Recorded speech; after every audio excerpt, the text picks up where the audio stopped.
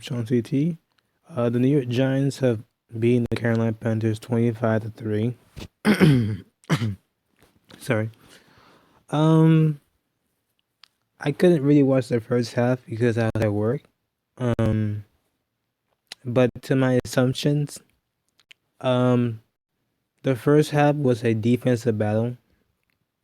Um, we on offense, we couldn't. I wouldn't say convert um the turnovers into points, but we couldn't. Like, we had opportunities in this first half to drive down the field and score points, but instead didn't. We got. I think I to remember what I've seen on the highlights. We got stopped on the goal line. Unfortunately, um, I'm gonna have to rewatch it again to get my mind remember my mindset. But the first half was a defensive battle. We did get a safety um in the first half. But unfortunately we got the ball back on and only got to a field goal. But um and this is all from memory, and it's not like I knew the first half. The second half I know. The first half I kind of really don't know. But the first half we just it was 3-5, and to my mind I'm thinking, okay, it's 3-5. Are we going to suffer in the second half while we can't do anything on offense? Because this game was going to come down to who's going to screw up first on defense or offense. Honestly, it was either way. Um, but in the second half, we just clicked on both sides. We click. That's the thing about the New York Giants. We don't click on both sides. Um, but we clicked on both offense and defense. Um, we got pressures on Sam Darnold. The run game was, I think, non-existent for the Panthers. Honestly, um, the pass offense was abysmal. Even though DJ Moore was catching some pass, the Panthers that game, if they had Christian McCaffrey just on the lineup, this game would have been way more different than what it seemed. But we got pressure on Sam Darnold. He was missing throws, regardless if we did got pressure on him or not. We got interception here. Um, we got, I think, 4 sacks on the day by Leonard Williams.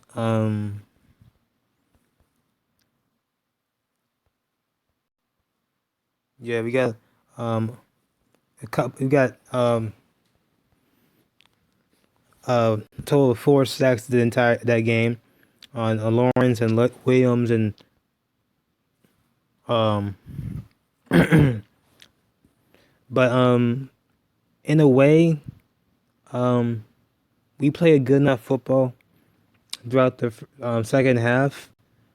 The thing is, I'm not gonna get too excited because um, the Panthers at the time when they were 3-0 were a good team because they had Chris McCaffrey and had a good defense, but they lost some pieces here and there, and I wouldn't go be like, okay, we can compete with other teams that are better than us, because let's be for real.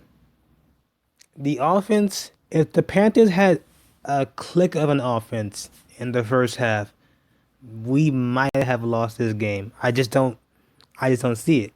Now, if the pressure was still there, the outcome was still from this team, it would been hard to overcome, but I feel like we were in this game to the very end.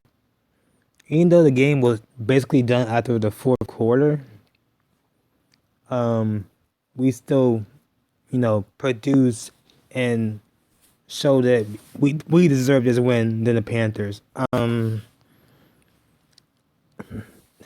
The only cons I have is we gotta start off a little bit better in both halves because I only 5 points in the first half, especially going to the going to your opponent's side of the field and only coming up with 5 points. Then again, the Panthers do have a good defense, but we're not scoring points, especially off a turnover or you get good field position.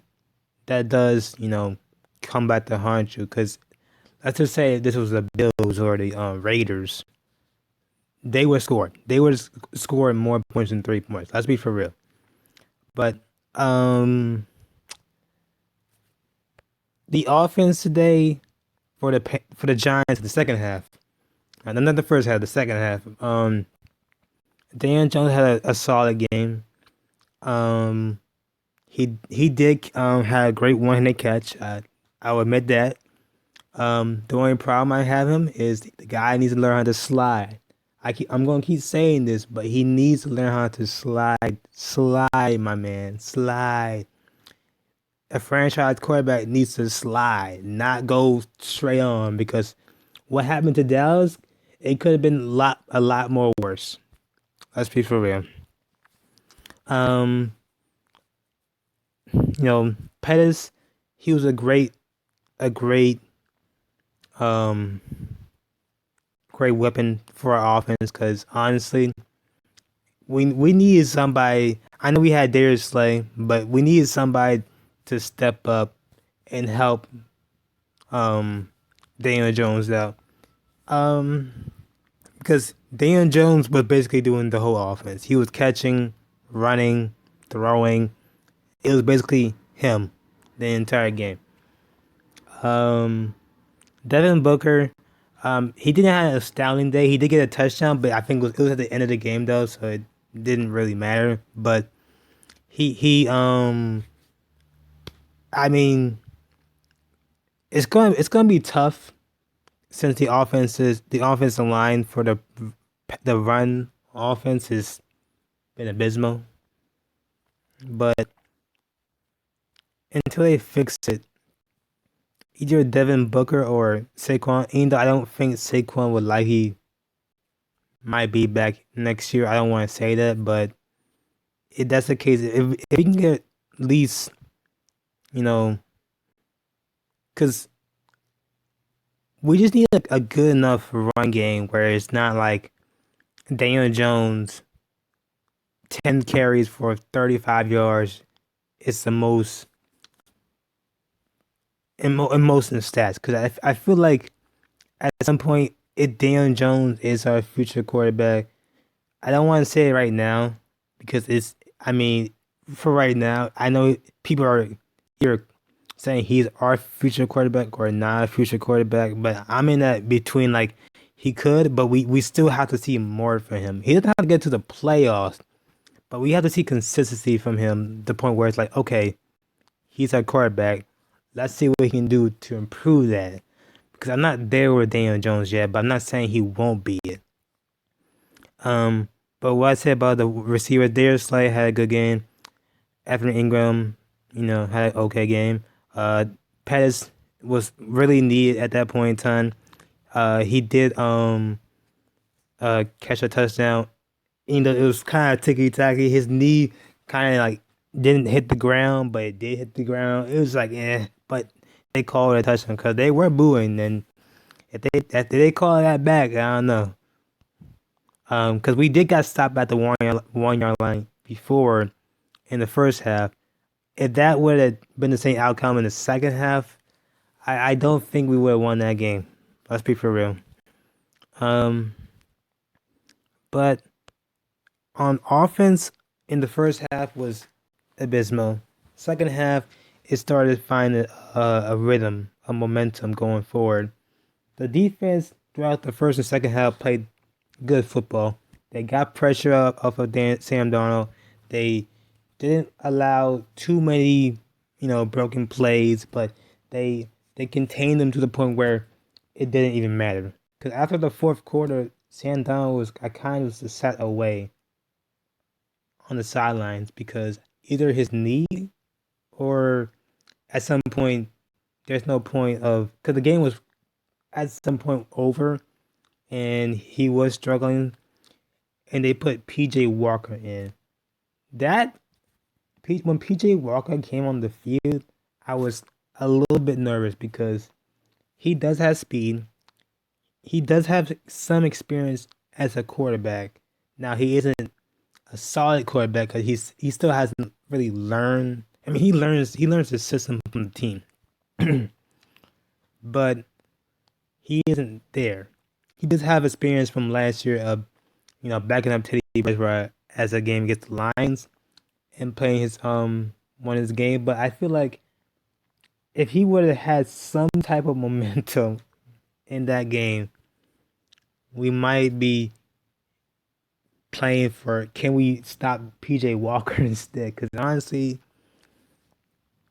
if PJ Walker was like in the XXFL self, we were probably gonna be like because honestly, it was 3-18. It was 3-18 in the fourth quarter, and they put them in. And I was just like, please do not mess this up. All you have to do is contain them, get pressure, and we did. We finished out the game because with the Giants, they cannot finish a game to save their lives. They can't. So I'm glad they finished out the game. Um, it's a good win. I'm not gonna get too excited, but this is a good win. Um, I think everybody played good on both sides. Unfortunately, the first half was kind of garbage for the offense, but everything went out swell in the first half. I mean, the second half. Sorry. And next week we play against the Kansas City Chiefs. Now I know that Patrick Mahomes did have a knee injury. Um, Actually, let me check. And I'm back. It took me a minute, but because I last I checked, I thought it was his knee, but it was like a head injury. Like he got hit in the head. So I wouldn't be surprised if he's back for week 8, but there'll probably be precautions. But if he's not back by week 8, we might be playing against Chad Hennings. I think it's Chad Hennings. To my remember, his backup is for the for the Chiefs um because if um if we can't um yeah, Chad Hennings, um he's not an experienced quarterback. He knows what he's going to do. Andy Reid is know what he's going to do. They have a powerful offense for the Chiefs for next week. It's going to be a tough challenge. Um, I know their defense is abysmal. They're probably the worst defense probably in the league, honestly, right now. But if we can't manage to have a productive offense against the Chiefs defense, I really don't know about this team at all. I really don't. Like this team, like I feel like when they play against an opponent that has really nothing to show on paper or on film, and you still manage to play in their level, that's a problem. Now I know the Chiefs are a great team on offense, but their defense is not good. Their defense is not good. You can run against them and throw against them. You can do that. If we can at least manage to play good offense, it doesn't have to be explosive, but good offense to the point where we're we're producing runs, we're producing passes in the air. We can beat the Chiefs. Now, with Patrick Mahomes on center, I can still see the same thing because as long as we can play, because it's likely we might play. It's likely that we might play against Patrick Mahomes. I'm not saying that Chet Henning will be a better chance, but we're likely gonna play against Patrick Mahomes. But if not, it's Chad Hanks. But either way, I feel like we still have a better opportunity than when I thought like week one because that Chiefs defense is abysmal. We have to take advantage of that. I mean, there's no other way around it. Like they're gonna score points on offense. Like, we know that, but if we can at least keep up with them and to the point where we have to stop Patrick Mahomes or either Chad Hennings at the minute like end of the game or something, we can do it. So next week we play against the Chiefs. We have an opportunity to win the game. We just gotta play great football on both sides. That's it. Be disciplined. No penalties. Just play focused football. That's all we need to do. Um, but I gave my hats off to the New York Giants. And the Giants played good football in the second half. Good football for defense in both first and second half. But now we gotta keep the momentum going. Even though our playoff chances are really slim right now, because honestly, I don't see us probably getting to the playoffs with a 10-6 record. I mean, 10-7 record or a 9-8 record. I don't see that happening. But it's a good momentum starter. But next week we could play against the Chiefs and see how it goes. But yeah. I'm sorry for Sam Darnold. I really do feel sorry for him. I know he's been struggling, but I don't know, bruh. He might not be playing in the league another like year or two if that keeps up. Honestly, I'm sorry for that dude. But yeah. Um, I'll see y'all in week 8 against the Kansas City Chiefs. It's gonna be a tough game, but I believe that we can have a chance against the Kansas City Chiefs.